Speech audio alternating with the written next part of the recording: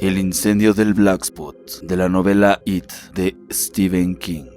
28 de febrero de 1985. Hace varios días que me senté a escribir la historia del incendio del Black Spot, tal como me la contó mi padre. Todavía no he llegado a ella. Creo que es en El Señor de los Anillos, donde uno de los personajes dice: los caminos llevan a otros caminos, que no se puede iniciar camino más fantástico que el que parte del propio umbral y lleva a la acera, pues desde ahí se puede ir, bueno, a cualquier parte. Lo mismo ocurre con los relatos. Uno lleva al siguiente y a otro y a otro. Tal vez van en la dirección que uno desea, pero tal vez no. Quizá, a fin de cuentas, lo que importa es la voz que narra y no la narración en sí. Es su voz lo que recuerdo, la voz de mi padre, baja y lenta, sus risas entre dientes, a veces sus carcajadas francas. Hace una pausa para encender la pipa o sonarse la nariz. A veces va en busca de una lata de cerveza a la nevera. Esa voz, que es de algún modo, para mí, la voz de todas las voces, la voz de todos los años, la voz última de este lugar. La que no está en las entrevistas de Yves, ni en ninguna de las pobres historias de este lugar, ni en mis propias cintas grabadas. La voz de mi padre. Ahora son las 10, la biblioteca cerró hace una hora. Afuera está iniciando una ventisca de las buenas. Oigo que diminutos espéculos de aguanieve golpean las ventanas y el corredor acristalado que lleva a la biblioteca infantil. También oigo los ruidos, crujidos y suaves choques sigilosos fuera del círculo luminoso donde me he sentado, escribiendo en las hojas amarillas de un bloc. Solo ruidos de un viejo edificio que se asienta, me digo, pero no sé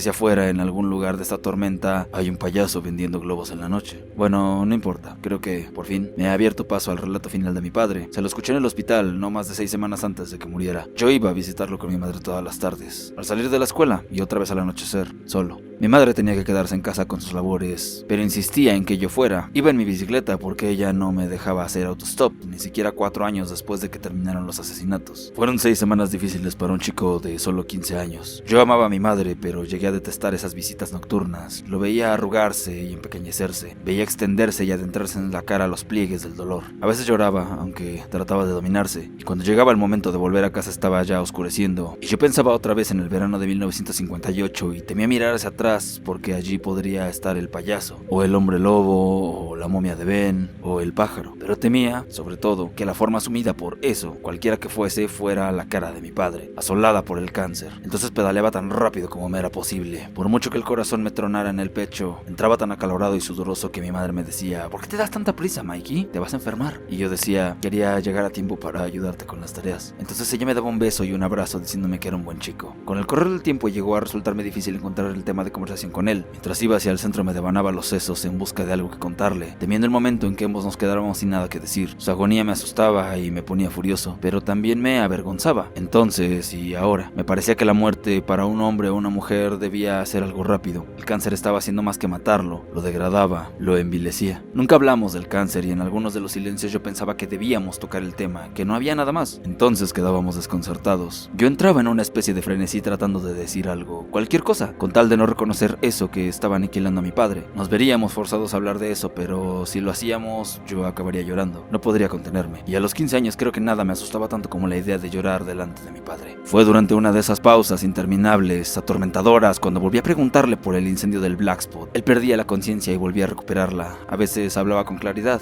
a veces en ese idioma exótico que llamó onirosieno. En ocasiones yo estaba seguro de que se dirigía a mí, pero a ratos me daba la impresión de haberme confundido con su hermano Phil. Si le pregunté por lo del Black Spot, no fue por un motivo especial, simplemente me vino a la cabeza y lo aproveché. Sus ojos se aclararon y sonrió levemente. ¿No te has olvidado de eso, Mikey? No, señor, dije, aunque llevaba 3 años o más sin acordarme del asunto. No me lo quito de la cabeza. Bueno, te lo contaré. Creo que ya tienes edad con tus 15 años y tu madre no está aquí para impedírmelo. Además debes estar enterado. Creo que solo en Derry podría ocurrir una cosa así y también debes saber eso para que estés prevenido para este tipo de cosas. Este lugar parece haber tenido siempre las condiciones adecuadas. Te vas con cuidado, Mikey, ¿verdad? Sí, le dije. Bueno, su cabeza se apoyó otra vez en la almohada. Así me gusta. Creí que se adormecería, pues había cerrado los ojos, pero en cambio comenzó a hablar. Cuando yo estaba en la base militar aquí, en 1929 y 1930, había un club de oficiales, en la colina donde está ahora la escuela municipal de Derry. Estaba justo detrás del PX, donde antes podías comprar un paquete de Lucky Strike por 7 centavos. El club de oficiales era solo un gran cobertizo de chapa corrugada, pero por dentro lo habían arreglado muy bien. Alfombras, cabinas a lo largo de las paredes. En los fines de semana se podían tomar bebidas suaves, siempre que uno fuera blanco, claro. Casi todos los sábados por la noche llevaban bandas de jazz, y era un lugar muy bonito. En el bar no se servían más que gaseosas porque reinaba la prohibición. televisión, ya sabes, pero decían que si uno quería se podían conseguir cosas más fuertes, siempre que uno tuviera una estrellita verde en la tarjeta militar. Era como una señal secreta que tenían. Casi siempre era cerveza casera, pero los fines de semana servían cosas más fuertes, a veces si uno era blanco, claro. Nosotros, los de la compañía E, no teníamos autorización para acercarnos, por supuesto, así que cuando teníamos pase para salir por la noche, íbamos a la ciudad. En aquellos tiempos Derry era todavía una ciudad maderera. Había 8 o 10 bares, casi todos en una zona que llamaban la manzana del infierno. Los llamaban puercos ciegos, y está bien porque casi todos los clientes actuaban como cerdos mientras estaban dentro y cuando los echaban, salían casi ciegos. El alguacil y la policía estaban informados, pero esos bares siguen abiertos toda la noche, como en los buenos tiempos de 1890. Supongo que había algunas manos untadas, pero tal vez no tantas como puedes pensar, ni con tanto dinero. En Derry la gente acostumbra a hacer la vista gorda. Algunos servían cosas fuertes, además de cerveza, por lo que me han contado. Lo que se conseguía en la ciudad era tan bueno como el whisky legal y la ginebra casera que servían en el club de oficiales para blancos los viernes y sábados por la noche. Esa bebida llegaba desde Canadá en camiones de pulpa. En su mayor parte las botellas contenían lo que la etiqueta decía. Las buenas eran caras, pero también había mucho alcohol de quemar, como le llamábamos, que te dejaba una terrible resaca pero no una ceguera, y si quedabas ciego al menos duraba poco. Por las noches tenías que agachar la cabeza porque volaban las botellas. Estaban el Nance, el Paraíso, el Rincón de Wally, el Dólar de Plata y un bar llamado el Cuerno de Pólvora donde a veces se conseguía una prostituta. En cualquiera de esos bares podías conseguir prostitutas. Eso no era difícil, pues había muchas interesadas en averiguar si el pan de centeno tenía otro gusto. Pero la gente como yo, Trevor Dawson y Carl Rohn, mis amigos de aquellos tiempos, lo pensábamos muy bien antes de buscarnos una prostituta blanca. Bueno, no pasó mucho tiempo sin que se presentara un representante del consejo municipal pidiendo hablar con el mayor Fuller. Dijo que se trataba de algunos problemas entre los vecinos y los soldados y de preocupaciones del electorado y de cuestiones de decencia pública, pero en realidad lo que venía a decir estaba claro como el agua. No quería ver a los negros del ejército en sus posilgas, molestando a las mujeres blancas y bebiendo alcohol ilegal en un bar donde se suponía que solo podían entrar los blancos, todo lo cual era ridículo. Por cierto, la flor innata de la feminidad blanca que tanto le preocupaba era, en su mayoría, un montón de callejeras viejas. En cuanto a molestar a los hombres, bueno, solo puedo decir que nunca había un miembro del consejo municipal en el Dólar de Plata ni en el Cuerno de Pólvora. Los hombres que iban a beber a esas cuevas eran leñadores, hombres con gruesas chaquetas de cuadros, con las manos llenas de cicatrices. A algunos les faltaba un ojo o varios dedos, casi todos, y también la mayor parte de los dientes. Y todos olían la leña fresca, serrín y savia. Llevaban pantalones de franela verde y botas de goma. Llenaban el suelo de nieve hasta dejarlo negro. Olían a lo grande, Mikey, y caminaban a lo grande y hablaban a lo grande, es que eran grandes. Una noche en el Rincón de Wally vi que un sujeto desgarraba la manga de la camisa de punta a punta haciendo pulsos con otro tipo, pero no fue un desgarrón, simplemente la manga de la camisa casi estalló. Joder, salió volando de su brazo hecha jirones. Todo el mundo gritaba y aplaudía. Alguien me dio una palmada en la espalda diciendo: eso sí es un pedo de pulsador negro. Lo que quiero decir es que si esos hombres hubieran querido sacarnos de allí, no vernos en sus bares cuando salían de los bosques para beber whisky y gozar de mujeres de carne y hueso, en vez de sacarse las ganas en agujeros de madera llenos de grasa, nos habrían puesto el culo en la calle. Pero el hecho es, Mikey, que a ellos les daba lo mismo. Una noche, uno de ellos me llevó aparte. Medía como 1,80 m, lo cual era mucho decir en aquellos tiempos, y estaba como una cuba. Olía a un cesto de melocotones olvidados durante un mes entero. Creo que la ropa ya caminaba sola. Me mira fijo y me dice: oiga señor, voy a preguntarle algo.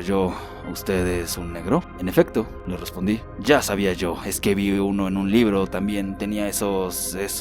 Como no sabe expresar lo que está pensando, estira la mano y me da una palmada en la boca. ¿Los labios gordos?, dije yo. Sí, reía como un chico. Labios gordos. Te pago una cerveza, yo. Como guste, dije, para no malquistarme con él. Eso también lo hizo reír. Me dio en la espalda unas palmadas que casi me arrojaron de bruces y se abrió paso hasta el mostrador donde había 70 hombres y 15 mujeres más o menos. 2 cervezas antes de que rompa todo esto, le chilló al tabernero, que era un grandulón de nariz rota. Romeo de Pur por nombre. Una para mí y otra para él, y todos se rieron como locos, pero sin maldad, Mikey. La cuestión es que toma las cervezas, me da la mía y dice: ¿cómo te llamas? No quiero llamarte labios gordos, no queda bien. William Hanlon, le dije. Bueno, a tu salud, William Hanlon, me dice. No, a la suya, usted es el primer blanco que me paga una copa, y era cierto. Nos bebimos esas cervezas y después otras 2 más, y él me dice: ¿estás seguro de que eres negro? Porque aparte de esos labios gordos, yo te veo igual a cualquier blanco, pero con la piel parda. Ante eso mi padre empezó a reír y yo hice otro tanto. Él rió sonrió tanto que empezó a dolerle el vientre. Tuvo que sujetárselo haciendo una mueca con los ojos en blanco y mordiéndose el labio inferior. ¿Quieres que llame a la enfermera, papá?, le pregunté alarmado. No, ya pasará. Lo peor de esto, Mikey, es que no puedes reírte cuando tienes ganas. Guardó silencio por unos momentos. Ahora comprendo que solo esa vez estuvimos cerca de mencionar lo que estaba matándolo. Tal vez habría sido mejor para ambos que hubiéramos hablado más. Él tomó un sorbo de agua y prosiguió. De cualquier modo, los que no nos querían allí no eran las pocas mujeres que recorrían esas pocilgas ni los leñadores que iban a buscarlas. Eran esos 5 viejos del consejo municipal los verdaderos ofendidos. Ellos y los 10 o 12 que los apoyaban, la vieja guardia de Derry, ¿comprendes? Ninguno de ellos había pisado nunca el paraíso ni el rincón de Wally. Ellos se emborrachaban en el club campestre que por entonces estaba en las lomas de Derry, pero quería asegurarse de que ninguno de estos leñadores ni de esas zorras viejas se contaminara con la compañía de los negros de la compañía E. Así que el mayor Fuller le dijo: yo nunca los quise aquí y sigo pensando que es un error. Debí enviarlos de nuevo al sur o tal vez a Nueva Jersey. Ese no es problema mío, le dijo ese viejo del diablo. Mueller, creo que se llamaba. ¿El padre de Sally Mueller?, le interrumpí sobresaltado. Sally Mueller estaba en la secundaria conmigo. Mi padre esbozó una sonrisa agria y torcida. No, debió ser el tío. El padre de Sally Mueller estaba en la universidad por aquel entonces estudiando en otra parte, pero si hubiera estado en Derry creo que habría apoyado al hermano. Y por si estás preguntándote hasta qué punto es verdad esta parte de la historia, solo puedo decirte que fue Trevor Dawson quien me repitió esta conversación. Ese día estaba fregando el suelo en el club de oficiales y lo escuchó todo. Donde manda el gobierno a esos negros es cosa tuya, no mía, dice Mueller al mayor Fuller. A mí me preocupa dónde vayan los viernes y los sábados por la noche. Si andan de juerga por la ciudad habría disturbios. Como sabe, en esta ciudad tenemos una liga. Bueno, pero me veo en un aprieto, señor Mueller, le dice el mayor. No puedo permitir que vayan al club de oficiales. No solo porque los reglamentos no permiten que los negros alternen con los blancos, sino porque esto es para oficiales, justamente, y todos esos negros son simples soldados rasos. Eso tampoco es problema mío, simplemente confío en que usted haga cargo del asunto. El rango conlleva responsabilidades, y se marchó. Bueno, Fuller solucionó el problema.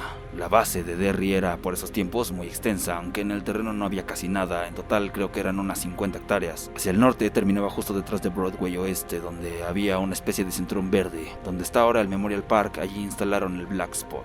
Era solo un cobertizo viejo, expropiado a principios de 1930, cuando ocurrió todo esto, pero el mayor Fuller reunió a la compañía E y nos dijo que ese sería nuestro propio club. Oyéndolo, cualquiera habría dicho que era Papá Noel o algo así. Tal vez eso pensaba él, puesto que estaba dando un sitio especial a un grupo de soldados negros, aunque solo fuese un cobertizo. Después, agregó que en adelante las pocilgas de la ciudad nos estaban prohibidas. Hubo mucha amargura a causa del asunto, pero ¿qué íbamos a hacer? No teníamos nada que decir. Fue este muchacho, un tal Dick Halloran, que estaba de cocinero, quien sugirió que podríamos arreglarnos bien si nos esmerábamos. Y lo hicimos, nos esmeramos de verdad, y nos quedó bastante bonito. Al final de cuentas, la primera vez que algunos de nosotros entramos a echarle un vistazo quedamos bastante deprimidos. Era oscuro y maroliente, estaba lleno de herramientas viejas, cajas y desechos mozos. Solo tenía 2 ventanucos y no había electricidad. El suelo era de tierra. Carl Rune se rió, medio con amargura, recuerdo, y dijo: este mayor es todo un príncipe, ¿no? Miren el club que nos ha regalado. Y George Branagh, quien también murió ese otoño en el incendio, dijo: sí, parece un esputo negro en el infierno, ¿de acuerdo? Así quedó el nombre de Black Spot. Pero Halloran nos puso en marcha, Halloran, Carl y yo. Creo que Dios nos perdonará por lo que hicimos. Él sabe que no teníamos idea de cómo iba a terminar aquello. Después de un tiempo, los otros nos siguieron. Como la mayor parte de Derry estaba fuera de nuestro alcance, no había otra cosa que hacer. Martilleamos, clavamos, limpiamos. Trev Dawson, que era bastante buen carpintero, nos enseñó a abrir más ventanas por el costado. Y el bribón de Alan Snopes apareció con vidrios de distintos colores para que los pusiéramos. Algo así como un cruce entre vidrios de carnaval y los que se ven en las ventanas de las iglesias. ¿De dónde ha sacado esto?, le pregunté. Alan era el mayor del grupo. Tenía unos 42 años, así que casi todos le llamábamos Papá Snopes. Se puso un camel en la boca y me hizo un guiño. Confiscaciones de medianoche, me dijo, y así dejó las cosas. La cuestión es que el club quedó bastante bonito y hacia mediados de verano ya lo estábamos usando. Trev Dawson y algunos otros habían separado una mampara a la cuarta parte de atrás para instalar una pequeña cocina. Era apenas una parrilla y un par de sartenes hondas para poder preparar una hamburguesa con patatas fritas para quien quisiera. A un lado había un bar, pero solo para gaseosas y zumos. Joder, sabíamos guardar nuestro lugar. ¿Acaso no nos lo habían enseñado? Si queríamos beber cosas fuertes, lo hacíamos a escondidas. El suelo seguía siendo de tierra, pero lo teníamos bien mojado para que no levantara polvo. Trev y Papá Snopes tendieron una línea eléctrica, más confiscaciones de medianoche, supongo. En julio ya podíamos ir allí cualquier sábado por la noche y sentarnos a tomar una cola y una hamburguesa o una salchicha. Era bonito. Nunca llegamos a terminarlo, porque todavía estábamos trabajando en las mejoras cuando el incendio lo consumió. Pasó a ser una especie de entretenimiento, o un modo de desafiar a Fuller, Mueller y el consejo municipal, pero creo que lo reconocimos como propio cuando Ed McCalsin y yo, un viernes por la noche, pusimos un cartel que anunciaba Black Spot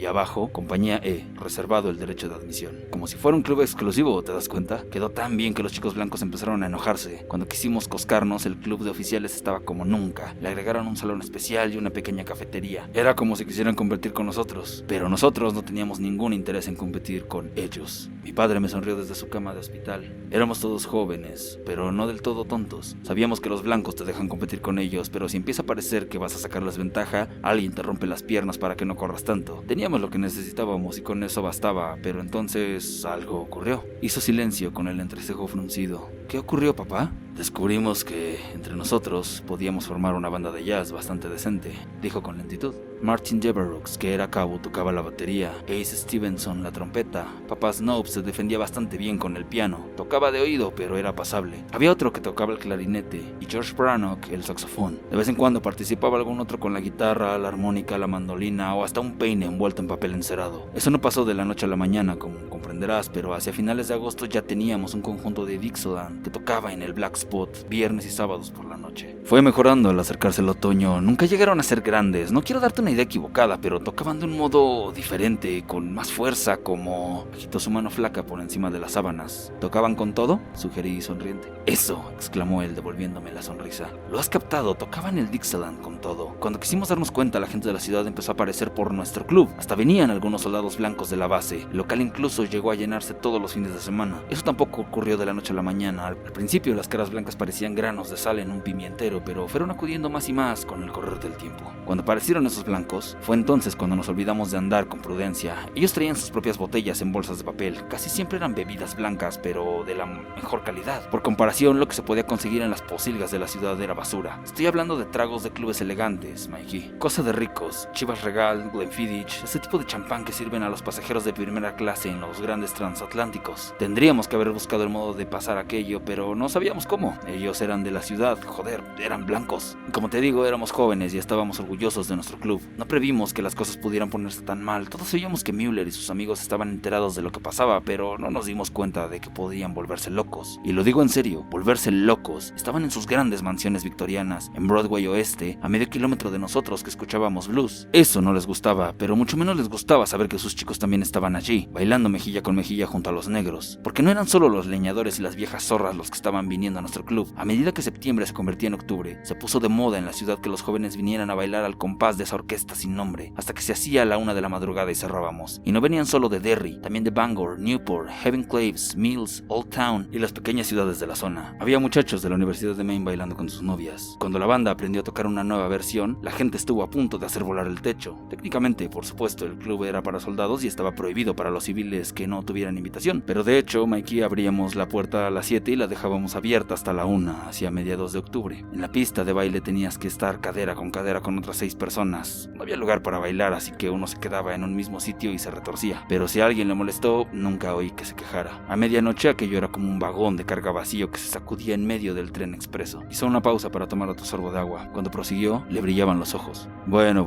Fuller habría terminado con eso tarde o temprano. Si hubiera sido temprano, habría muerto mucho menos gente. Bastaba con que mandara a la policía militar para que confiscara todos los licores traídos de los parroquianos. Eso habría estado bien. Era lo que él quería en el fondo. Así podría encerrarnos sin problemas. Hacernos juzgar por un tribunal militar. Algunos hubiéramos terminado en la cárcel, otros transferidos a otro destino, pero Fuller era lento. Creo que temía lo mismo que nosotros, enfadar a algunas personas de la ciudad. Müller no había vuelto a visitarlo y creo que al mayor Fuller le daba miedo ir a la ciudad para hablar con él. Se hacía el poderoso, ese Fuller, pero tenía las agallas de un conejo. Por eso, en vez de tendernos una trampa con la cual muchos de los que murieron aquella noche todavía estarían con vida, dejó que la Liga de la Decencia Blanca se hiciera cargo del asunto. Vinieron con sus sábanas blancas a principios de noviembre y se prepararon una parrillada. Volvió a guardar silencio, pero esa vez no bebió agua. Se limitó a mirar malhumoradamente al rincón más alejado de su habitación, mientras un timbre sonaba suavemente afuera y una enfermera pasaba frente a la puerta abierta, haciendo chillar levemente el linóleo con las suelas de sus zapatos. Se oía un televisor por alguna parte. Recuerdo haber oído el viento que soplaba afuera, castigando ese lado del edificio, y aunque era pleno verano, el viento hacía un ruido frío. Algunos vinieron por ese cinturón verde, entre la base y Broadway Oeste, prosiguió por fin. Probablemente se reunieron en la casa de alguien, tal vez en el sótano, para ponerse las sábanas y preparar las antorchas que usaban. Me han dicho que otros entraron directamente en la base por Ridgeline Road, que era la entrada principal. No voy a decir quién, pero me contaron que llegaron en una camioneta, con sus sábanas blancas y sus bonetes blancos en el regazo, y las antorchas en el suelo. Había un puesto de control allí. De Ridgeline Road se desviaba a Wichman Road para entrar en la base, y el oficial de guardia los dejó pasar sin problemas. Era sábado por la noche y el local estaba atestado de gente que bailaba. Había tal vez 200 o 300 personas y llegaron esos blancos, 6, 7 u 8, en su camioneta verde botella. Otros venían por entre los árboles que separaban la base de las casas elegantes de Broadway Oeste. No eran jóvenes, en su mayoría. A veces me pregunto cuántos casos de angina y úlceras sangrantes habrían habido al día siguiente. Espero que muchos. Esos malditos asesinos. La camioneta estacionó en la colina y encendió 2 veces los faros. 3 o 4 hombres bajaron y se reunieron con el resto. Algunos tenían esas latas de 4 litros que se compraban en las estaciones de servicio en aquellos tiempos, llenas de gasolina. Todos iban con antorchas. Uno de ellos se quedó al volante de esa camioneta. Mueller tenía una camioneta, ¿sabes? Ya lo creo que sí, y era verde. Se reunieron detrás del Black Spot y empaparon sus antorchas con gasolina. Tal vez no querían sino asustarnos. He oído otra cosa, pero también oí eso. Preferiría creer que sus intenciones eran esas, porque no tengo maldad suficiente para creer lo peor. Pudo ser que la gasolina chorreara hasta los mangos de esas antorchas y que al encenderlas, los que las sostenían se asustaran y las arrojaran de cualquier modo para liberarse de ellas. Como sea, aquella negra noche de otoño se encendió de pronto con la luz de antorchas. Algunos las sostenían en alto y las agitaban. Algunos trozos de estropajo cayeron sobre ellos. Otros reían, pero como te digo, hubo algunos que las arrojaron por las ventanas traseras a nuestra cocina. En 1 minuto y medio el club ardía como un infierno. Los hombres de afuera ya tenían puestas sus puntiagudas capuchas blancas. Algunos entonaban: "Salgan negros, salgan, salgan negros". A lo mejor algunos lo hacían para asustarnos, pero creo que casi todos trataban de advertirnos. Así como prefiero creer que esas antorchas cayeron en nuestra cocina por casualidad. De cualquier modo, no importaba mucho. La banda estaba tocando más fuerte que un silbato de fábrica. Todo el mundo lanzaba exclamaciones, aplaudía y disfrutaba. Dentro, nadie se dio cuenta de que algo iba mal hasta que Jerry McGrew, que esa noche era ayudante de cocina, abrió la puerta y estuvo a punto de morir quemado como por un soldador. Las llamas saltaron 3 metros y le achicharraron el chaleco de camarero en un momento. También le quemaron casi todo el pelo. Yo estaba sentado hacia la mitad, por el lado del oeste, con Trev Dawson y Dick Halloran, cuando eso pasó. Al principio pensé que había estallado la cocina de gas. No había hecho más que levantarme a medias cuando me derribó la gente que iba hacia la puerta. 24 o 25 personas me pasaron bien por la espalda, y creo que fue la única vez durante todo ese horror que sentí miedo de verdad. La gente aullaba que quería salir, que el club se estaba incendiando, pero cada vez que yo trataba de levantarme, alguien me pisoteaba otra vez. Un pie enorme se me plantó en la cabeza y me hizo ver las estrellas. Se me aplastó la nariz contra aquel suelo aceitado. Aspiré tierra y comencé a estornudar y toser, todo al mismo tiempo. Otra persona me pisó la espalda a la altura de la cintura. Sentí que un tacón alto de señora se me hincaba entre las nalgas y te juro, hijo, que no quisiera recibir otro enema como ese. Si se hubiera roto en el fondillo de mis pantalones, creo que hasta el día de hoy seguiría sangrando. Ahora parece divertido, pero estuve a punto de morir en esa estampida. Me pisotearon, me patearon y me aplastaron en tantas partes que al día siguiente no podía tenerme en pie. Aullaba, pero todos seguían pisándome por encima sin prestarme atención. Fue Trev el que me salvó. Vi su mano parda tendida hacia mí y me aferré a ella como un náufrago a un salvavidas. Me aferré de él y tiró y me sacó. Alguien me plantó un pie aquí, cuello, y me dolió tanto que por un momento me desmayé. Por un momento, creo, pero no solté la mano de Trev y él tampoco me soltó. Por fin pude ponerme en pie, justo cuando la mampara de la cocina se derrumbaba. Hizo un ruido, el ruido que hacen los charcos de gasolina cuando les prendes fuego. Vi que caía entre un gran chisporroteo y la gente corría para apartarse. Algunos lo consiguieron, otros no. Uno de nuestros compañeros quedó sepultado abajo y por un segundo vi su mano abrirse y cerrarse bajo todas esas brasas. Había una muchacha blanca que no podía tener más de 20 años. Se le encendió la espalda del vestido. Estaba con un muchacho de la universidad y le rogó a gritos que la ayudara. Él se limitó a darle 2 barridas con la mano y después corrió con nosotros. Ella quedó allí, gritando mientras el vestido ardía sobre su cuerpo. La cocina era un infierno. Las llamas eran tan brillantes que no se les podía mirar. El calor era de horno. Mikey, una parrilla. Uno sentía que la piel se le ponía lustrosa, que los pelos de la nariz se chamuscaban. Larguémonos de aquí, chilló Trev, y comenzó a arrastrarme a lo largo de la pared. ¡Vamos! Entonces Dick Halloran lo sujetó. No tenía más de 19 años y miraba con ojos que parecían bolas de billar, pero no perdió la cabeza, y él nos salvó la vida. Por allí no, grita. Por aquí, y señala el estrado de la orquesta, justo donde estaba el fuego. Estás loco, gritó Trevor. Tenía un verdadero vozarrón, pero entre el ruido del fuego y los gritos de la gente apenas se le oía. Pásate tú si quieres. Willy y yo nos largamos fuera. Todavía me tenía agarrado por la mano y empezó a arrastrarme hacia la puerta, aunque por entonces había tanta gente arremolinada contra la puerta que no se le podía ver. Yo iba a seguirlo. Estaba tan aturdido que no sabía dónde estaba el techo y dónde el suelo. Solo sabía que no quería asarme como un pavo humano. Dick sujetó a Trev por el pelo con todas sus fuerzas. Cuando Trev se volvió hacia él, le dio una bofetada. Recuerdo que la cabeza de Trev rebotó contra la pared y yo creí que Dick se había vuelto loco. Y entonces Dick aulló: "Si vas por allí morirás, han atascado esa puerta, negro estúpido". "¿Qué sabes tú?", le bramó Trev. Y entonces se oyó un fuerte ruido, como el de un cohete, pero era el tambor de Marty Deveraux, que había estallado por el calor. El fuego ya corría por las vigas y estaba encendiendo el aceite del suelo. "Claro que sé", gritó Dick, "claro que sé". Dick me tomó de la mano y por un momento quedé en medio del tira y afloja. Por fin Trev echó un buen vistazo a la puerta y siguió a Dick,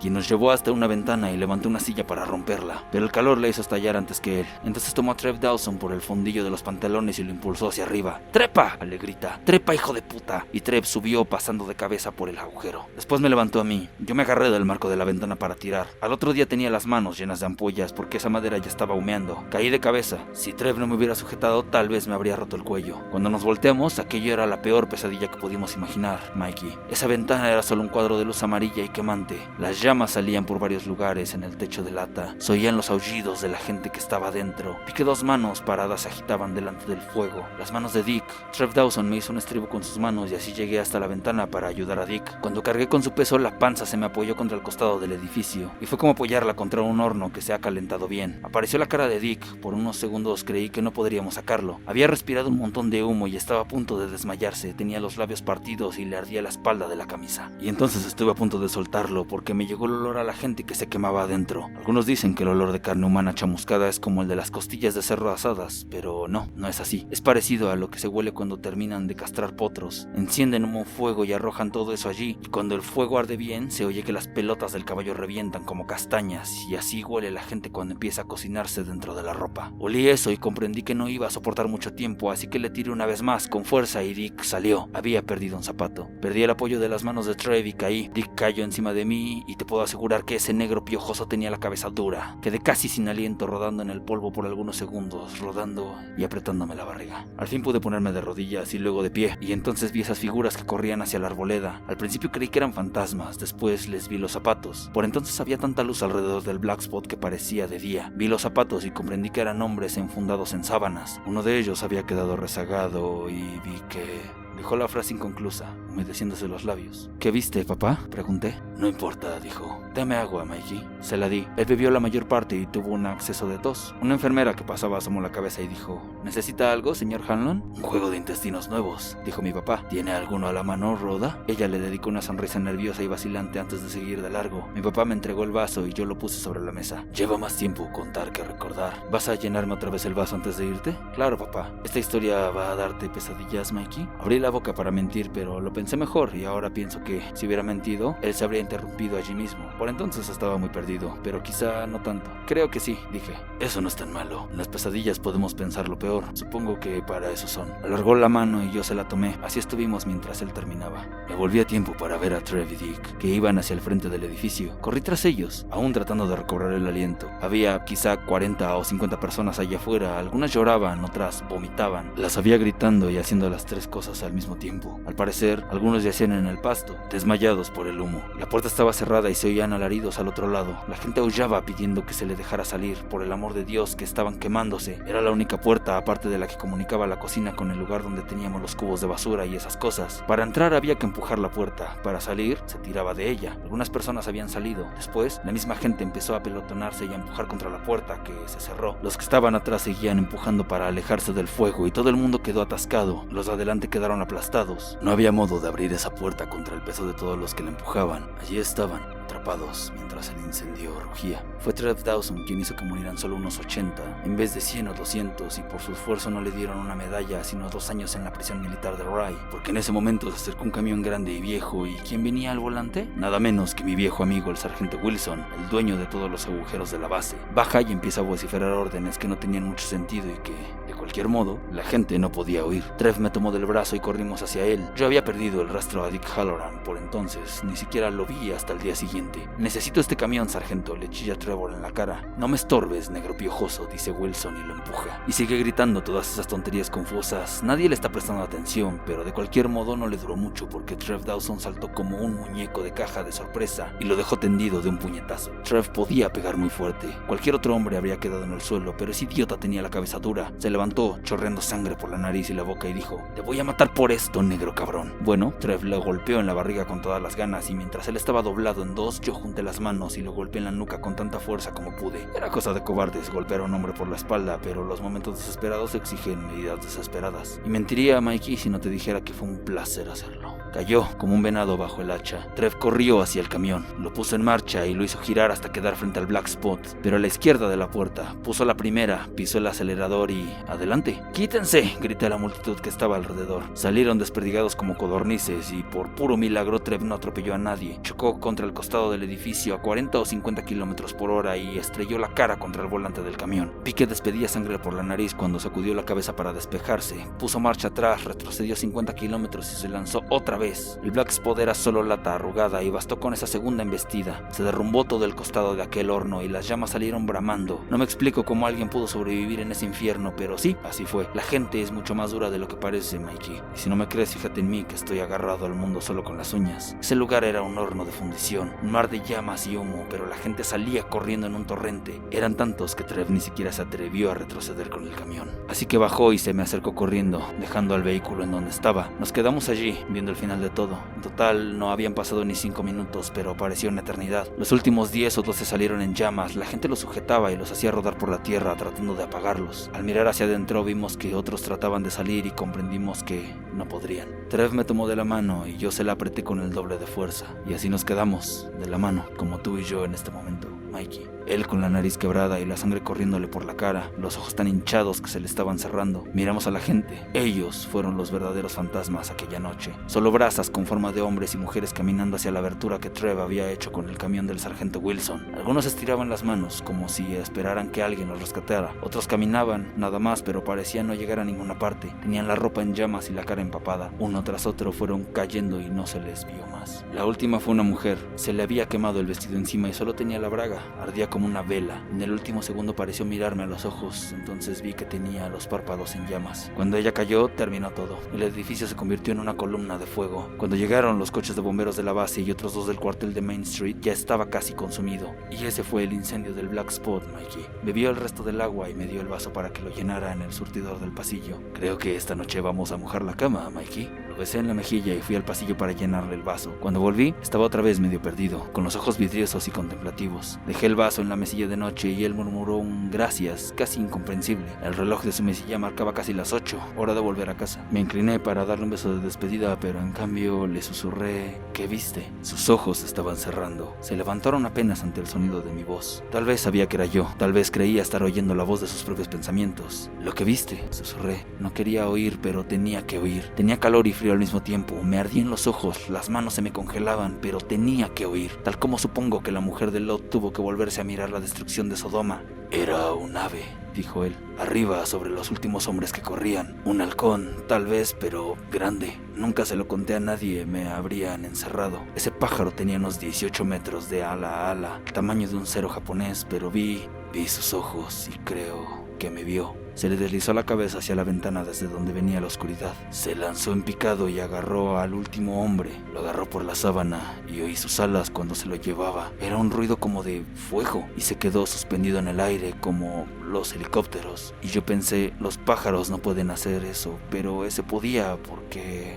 Quedó en silencio. ¿Por qué, papá?, susurré. ¿Por qué podía quedarse suspendido en el aire?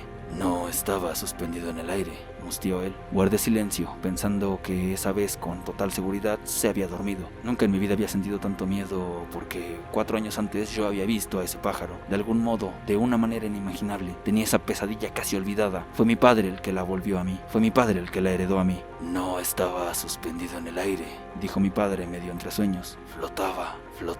Tenía grandes manojos de globos atados a cada ala y flotaba. Mi padre se quedó dormido.